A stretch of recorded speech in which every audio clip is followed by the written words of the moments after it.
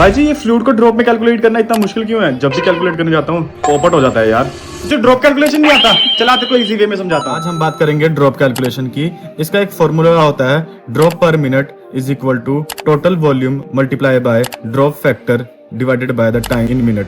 अब हमको क्या याद रखना पड़ेगा कि जो जितना भी हमारे पास फ्लूइड का वॉल्यूम होगा वो ml में होना चाहिए, टाइम हमारा मिनट्स में होना चाहिए, और ड्रॉप फैक्टर, मैक्रो ड्रिप का ड्रॉप फैक्टर होता है 20 GTT, वाइल माइक्रो ड्रिप का होता है 60 GTT।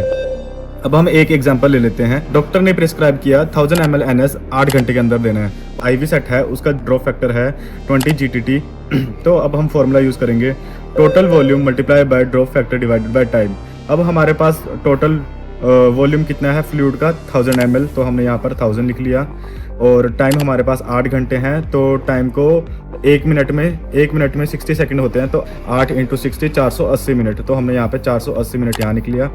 और ड्रॉप फैक्टर हमारे पास 20 GTT है, तो यहाँ पर हमारा 20 लिख लिया। तो अब हम इसको मल्टीप्लाई डिवाइड करने के बाद इस पे आ जाता है 41 ड्रॉप्स पर मिनट। तो हमारा IV फ्लूइड का ड्रॉप पर मिनट होगा 41 ड्रॉप्स पर मिनट। अब हम एक इंटरेस्टिंग बात बताता हूँ मैं कि जो माइक्रोसेट का जो ड्रॉप फैक्टर होता है वो 60 GTT होता है, तो जितने हमारे पास फ्लूइड होगा उतना ही हमारा ड्रॉप्स होगा पर मिनट में। तो अगर हम लोग 1000 ml की बात करें तो हमको 1000 माइक्रो ड्रॉप्स देने पड़ेंगे पर मिनट में।